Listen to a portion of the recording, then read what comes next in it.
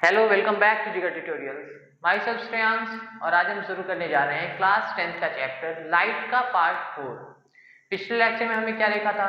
पिछले लेक्चर में हमने बात की थी about the different types of images, जिसमें हम रियल इमेज और वर्चुअल इमेज की बात किए थे। इस लेक्चर में हमें क्या देखना है? इस लेक्चर में हम बात करेंगे about the plane mirror. Plane mirror से जो इमेज फॉर्मेशन होती है वो कैसे होती है और इसके द्वारा फॉर्म्ड इमेज की क्या कैरेक्टरिस्टिक्स होती हैं। ठीक है, देखो प्लेन मिरर क्या होता है।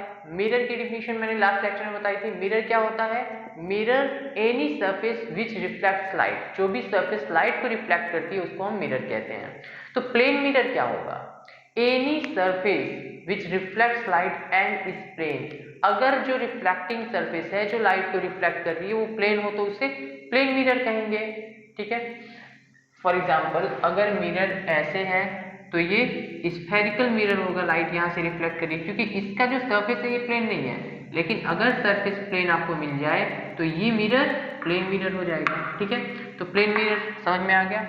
ओके, अब आते हैं अपने सीधे पॉइंट पे कि प्लेन मिरर से जो इमेज फॉर्म होती है, इमेज फॉर्मेशन जो प्लेन मिरर से होती है वो कैसी होती है और मतलब कैसे होती है और कैसी होती है, उसकी कैरेक्टरिस्टिक और फेनोमेनॉन दोनों देखना है। ठीक है, देखो यहाँ पे एक डायग्राम दिख रहा है, रे डायग्राम है ये। ठीक है, ये जो रे डायग्राम है ये आपको बता रहा है कि प्लेन मिरर, ये एक प्लेन मिरर है। तो इस प्लेन मिरर से इस ऑब्जेक्ट O की इमेज I हमें अपनी आई से कैसे दिखती है।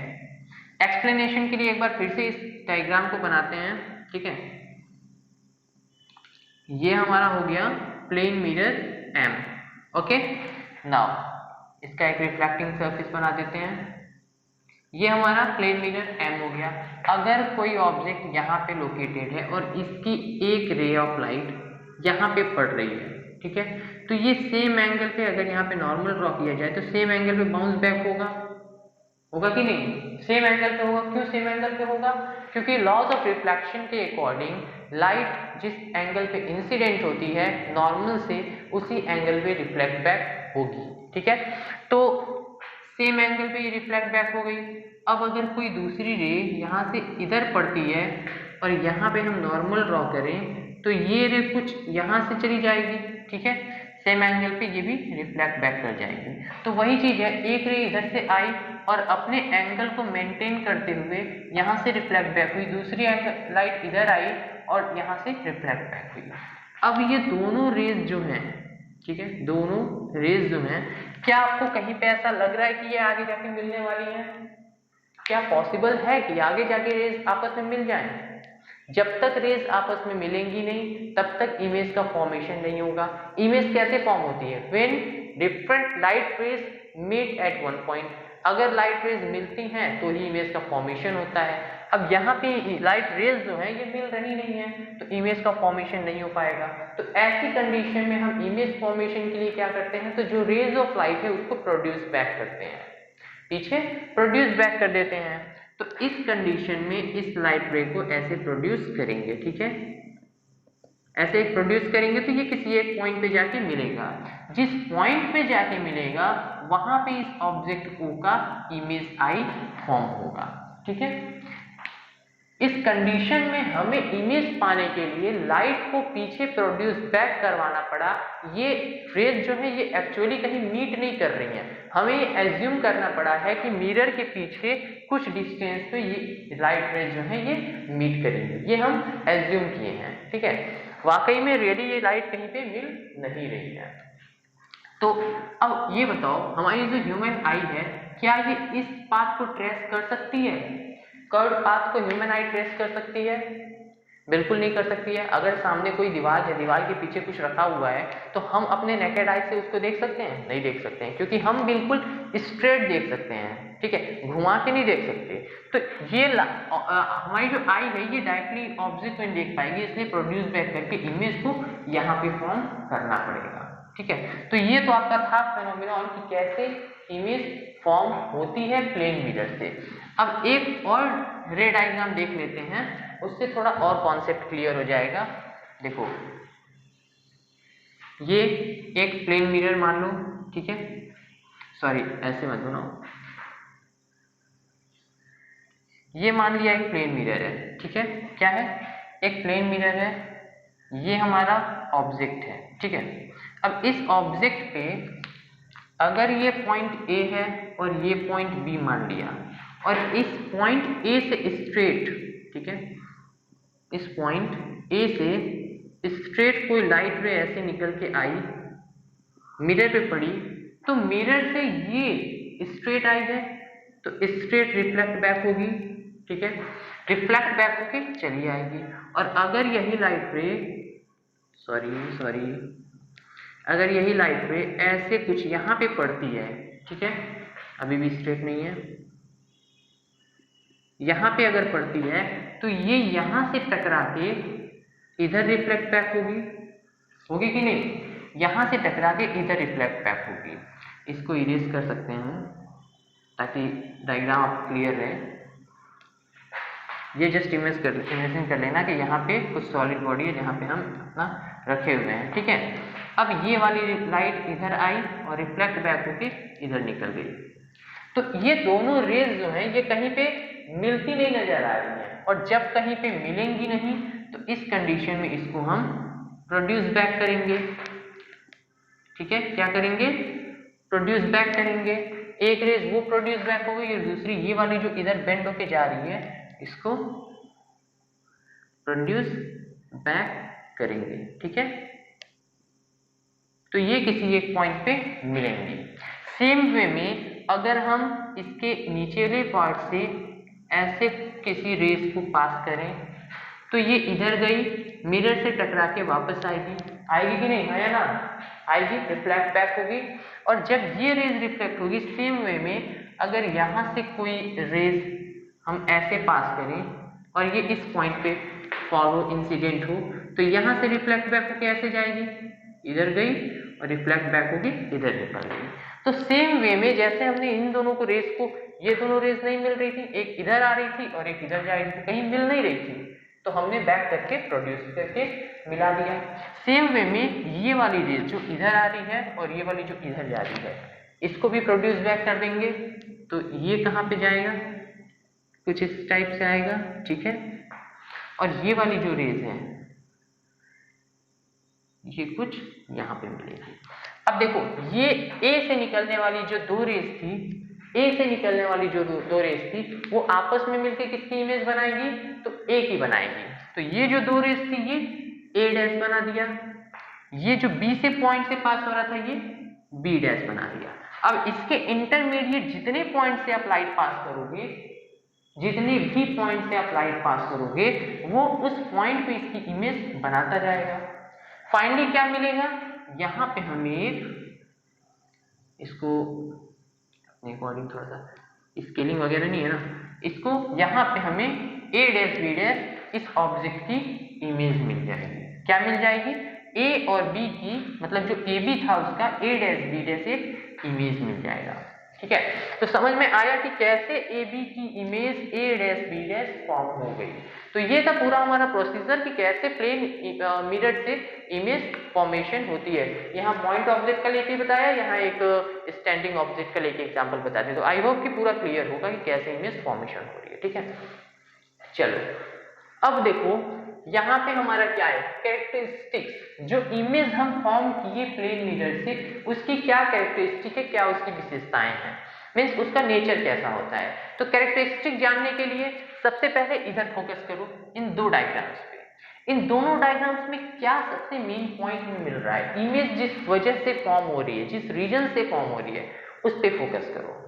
क्या है रीजन, ये है कि जो रेज है हमारी वो एक्चुअली मीट नहीं कर रही हैं, उन्हें हम प्रोड्यूस बैक करवा के मीट करवा रहे हैं। एज्यूम कर रहे हैं कि उस पॉइंट पे ये लाइट रेज मीट कर रही हैं, पर एक्चुअली तो मीट नहीं कर रही हैं। और मैंने जो रियल इमेज और वर्चुअल इमेज पढ़ाया था तो उसमें बताया था कि रियल इमेज तभी बनेगी जब लाइट रेज रियली मीट करेंगी। जब लाइट रेज रियली मीट करेंगी तो रियल इमेज फॉर्म होगी, अगर लाइट रियली मीट नहीं करेंगी तो रियल इमेज फॉर्म नहीं होगी। यहाँ पे क्या लाइट रेज रियली मीट कर रही हैं, नहीं कर रही हैं, तो इस कंडीशन में जो रेज है इमेज है हमारी वो रियल नहीं होगी। रेज रियली मीट नहीं कर रही हैं तो रियल इमेज नहीं होगी। कौन सी इमेज होगी, तो वर्चुअल इमेज होगी। और वर्चुअल इमेज के कंडीशन में मैंने बताया था कि वर्चुअल इमेज हमेशा इरेक्ट होता है। मैंने कहा था कि जो रियल होता है वो उल्टा होता है, जो रियल होता है वो उल्टा होता है, वर्चुअल होगा वो सीधा होगा। तो रियल के साथ हमेशा इन्वर्टेड आएगा और वर्चुअल के साथ हमेशा इरेक्ट आएगा मोस्टली, ठीक है। तो यहाँ पे वर्चुअल इमेज फॉर्म हो रहा है तो कैसा होगा, इरेक्ट होगा। और आप देख के भी बता सकते हो कि ये जो इमेज है ये वर्चुअल है या फिर रियल है, ये इरेक्ट है या इन्वर्टेड है। ये इमेज कैसा है, इरेक्ट है, सीधा है, जैसे ऑब्जेक्ट था वैसे ही इमेज है, इमेज नीचे तो नहीं ना फॉर्म हुआ है। तो इस कंडीशन में क्या होगा, हमारा जो इमेज है वो वर्चुअल एंड इरेक्ट होगा। ये तो हमारा हो गया first point. Now second point क्या है, इस ऑब्जेक्ट, ये जो इमेज है इसकी साइज देखो, इससे बड़ी है नहीं, इससे छोटी है नहीं, इसी के बराबर है। जो इमेज प्लेन मिरर से फॉर्म हुई है उसकी जो साइज है वो सेम एज द ऑब्जेक्ट है, same size as the object. जितनी ऑब्जेक्ट की साइज थी वही साइज हमारे इमेज की भी है। तो दूसरा पॉइंट क्या मिला कि the image formed by plane mirror is of the same size as object, उतनी ही बड़ी होती है जितना ऑब्जेक्ट होता है, ठीक है। नाउ थर्ड पॉइंट क्या होगा, थर्ड पॉइंट है as far behind the mirror as object in front. अगर यहां से यहां तक की डिस्टेंस आपको x मिले तो यहां से यहां तक की डिस्टेंस भी आपकी x ही होगी। इस डायग्राम में भी देख सकते हो, यहां तक की डिस्टेंस अगर आपकी अगर ये डिस्टेंस जो आपकी है ये x होगी तो ये वाली जो डिस्टेंस यहां से यहां तक की है ये भी x ही होगी। समझ में आ रहा है? मतलब क्या है कि ऑब्जेक्ट का जितना डिस्टेंस मिरर से होगा उतना ही मिरर से इमेज का होगा। स्टेटमेंट थोड़ा सा टफ लिखा हुआ है। क्या कह रहा है कि image will be as far, मतलब मिरर से उतनी ही दूर, as far behind the mirror as the object in front, मतलब मिरर से उतना ही पीछे बनेगा जितना कि मिरर के आगे ऑब्जेक्ट होगा। एक पॉइंट यहां से और नोटिस कर सकते हो कि इससे जो इमेज फॉर्म हो रही है ये बिहाइंड द मिरर हो रही है, मिरर के आगे नहीं बनेगी। इमेज कहां बनेगी, मिरर के पीछे बनेगी। ओके, तो क्या पॉइंट है, as far behind the mirror as the object. एक एग्जांपल लेते हैं, मैं यहां खड़ा हूं, वहां पे मेरा कैमरा है, कैमरे की जगह मान लिया मिरर है, ठीक है। यहां से मेरी डिस्टेंस मिरर की 2 मीटर है, तो मिरर से मेरी इमेज की डिस्टेंस, मिरर से बोल रहा हूं, मुझसे मिरर 2 मीटर डिस्टेंस, तो मिरर से मेरी इमेज की डिस्टेंस कितनी होगी, 2 ही मीटर होगी। और अगर मैं 1 मीटर आगे आ गया तो ऐसे में मिरर से मेरी इमेज की डिस्टेंस 1 मीटर आगे आ जाएगी। आगे का मतलब इधर आ जाएगी, मेरी तरफ आ जाएगी। तो इस कंडीशन में क्या होगा, मेरी डिस्टेंस मिरर से 1 मीटर, तो सेम वे में मिरर से मेरे इमेज की डिस्टेंस 1 मीटर। मतलब क्या है कहने का, जितना मिरर की जितनी आगे मैं रहूंगा उतना ही पीछे मेरी इमेज होगी, ठीक है। नाउ फोर्थ पॉइंट क्या है, फोर्थ पॉइंट है लेटरली इन्वर्टेड। देखो इस पॉइंट को एक्सप्लेन करने से पहले मैं एक और पॉइंट बता दूं, इसमें आप और भी बहुत सारे कैरेक्टरिस्टिक्स लिख सकते हो। कहां से लिख सकते हो, मैं तो बता नहीं रहा हूं, बता चुका हूं। वर्चुअल इमेज की कैरेक्टरिस्टिक्स जो 4-5 मैंने बताई थी, एक उसमें से था आपका कि virtual image can not be obtained on screen. ये भी लिख सकते हो कि image formed by plane mirror can not be obtained on screen, क्योंकि आपको पता है ये वर्चुअल इमेज है। आप लिख सकते हो उसमें कि they do not form when light really meet, they are formed when the light rays are supposed to meet, ठीक है।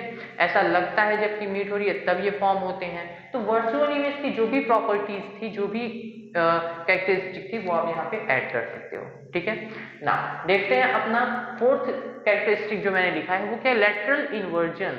लेटरली इन्वर्टेड होता है इमेज। लेटरल इन्वर्जन का मतलब क्या होता है, हिंदी में कहते हैं पार्श्व पलट, पार्श्व, ठीक है, पार्श्व पलट, लेटरल इन्वर्जन। ये क्या होता है, तो this is a phenomenon of left side appearing right. क्या मतलब है भाई, left side appearing right? Simple सा मतलब है कि मेरा राइट साइड इमेज का लेफ्ट हो जाएगा और मेरा लेफ्ट साइड इमेज का राइट हो जाएगा। कैसे?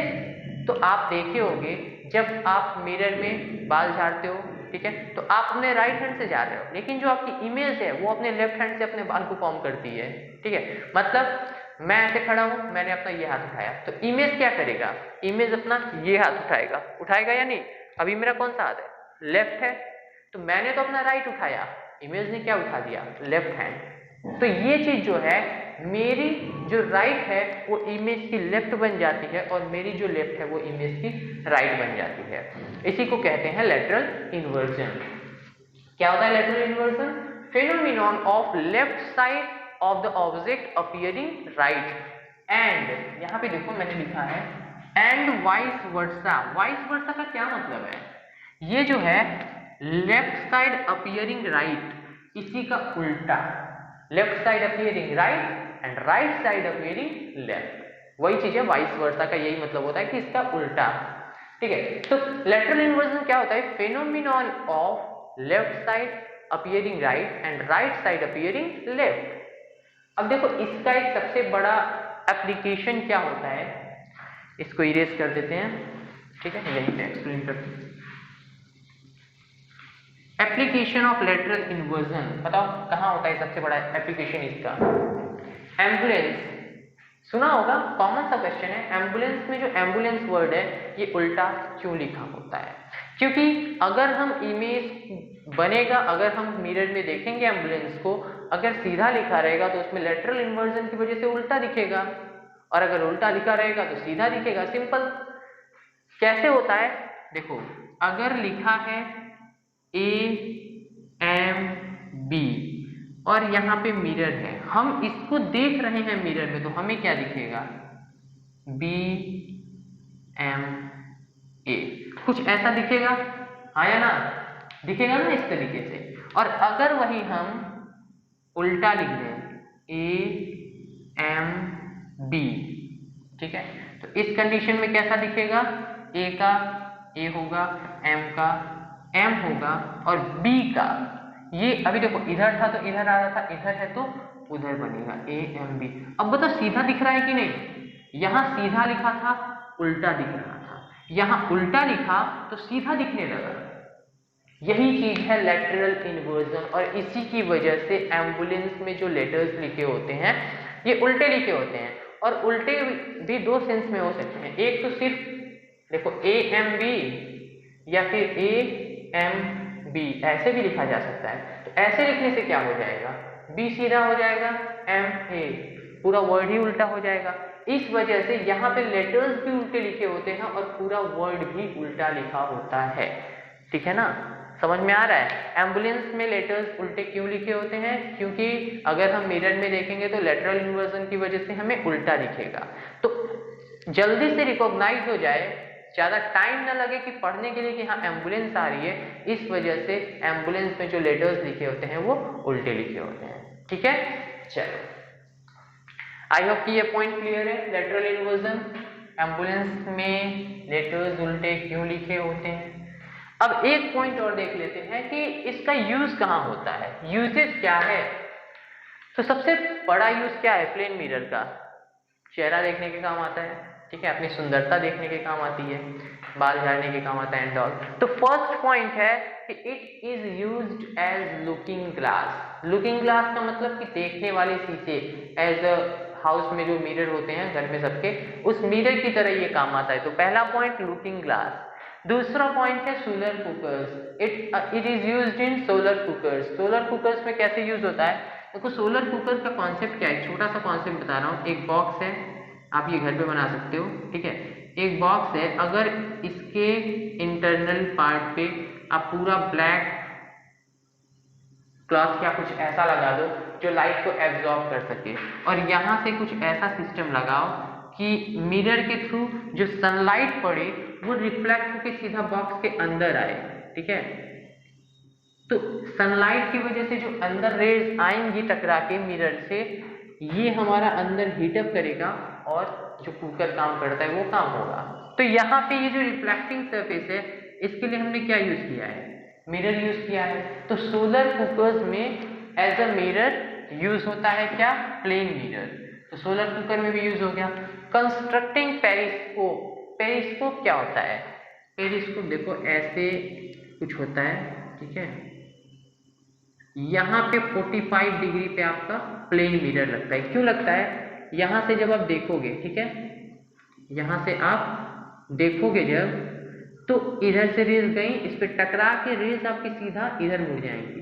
लाइट रेज सीधा टकरा के इधर मुड़ जाएंगी और आपको डायरेक्टली यहाँ पे जो ऑब्जेक्ट होगा वो दिखेगा। मान लिया यहाँ पे कोई दीवार है, ठीक है, ऐसे मान लो यहाँ पे कोई दीवार है, इस दीवार के उस पार आपको देखना है नीचे से, तो यहाँ से एक पेरिस्कोप आप लगाओ ऐसे, ठीक है, एक 45 डिग्री पे यहाँ पे लगा दो मिरर और एक मिरर यहाँ पे लगा दो। यहाँ से रेज जाएगी, टकरा के 45 डिग्री 90 डिग्री पे घूम जाएगी और 45 डिग्री वाले नेक्स्ट मिरर से टकरा के फिर 90 डिग्री घूमेगी, तो आपको यहाँ का दिखेगा, ठीक है। तो ये होता है पेरिस्कोप। पेरिस्कोप का यूज क्यों होता है?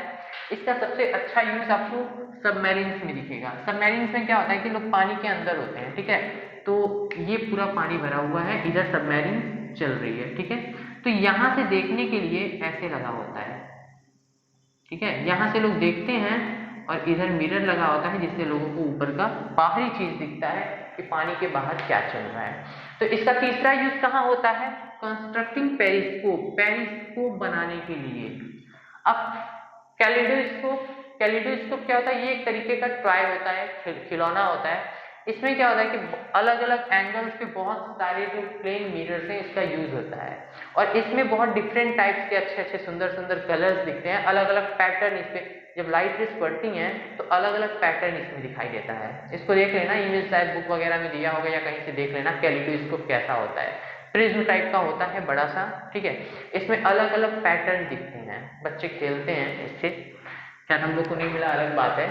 कैलिडोस्कोप क्या होता है? एक टॉय होता है जिसमें लाइट के डिफरेंट पैटर्न फॉर्म होते हैं, तो उसमें यूज होता है। और fifth, various scientific instrument. Scientific instrument मतलब रिसर्च वगैरह जहाँ होता है वहाँ पे अलग अलग यूजेस के लिए, ये तो कॉमन सा है कि बहुत सारे साइंटिफिक इंस्ट्रूमेंट्स में इसका यूज होता है। तो इसके बाद प्लेन मिरर के तो बहुत सारे यूजेस आप खुद से भी लिख सकते हो, अपने दिमाग से भी लिख सकते हो, ठीक है। तो ये पूरा हम लोग का था आज का लेक्चर, जिसमें हमने डिस्कस किया कि image form by plane mirror, plane mirror से इमेज फॉर्मेशन कैसे होती है, ठीक है। चलो अब आज के लेक्चर में बस इतना ही। नेक्स्ट एपिसोड में हम क्या पढ़ेंगे? नेक्स्ट एपिसोड में हम देखेंगे image formed bye concave mirror and image formed by convex mirror और फिर आगे बढ़ते जाएंगे ऐसे ही, ठीक है। चलो तो इस लेक्चर में बस इतना ही, मिलते हैं नेक्स्ट एपिसोड।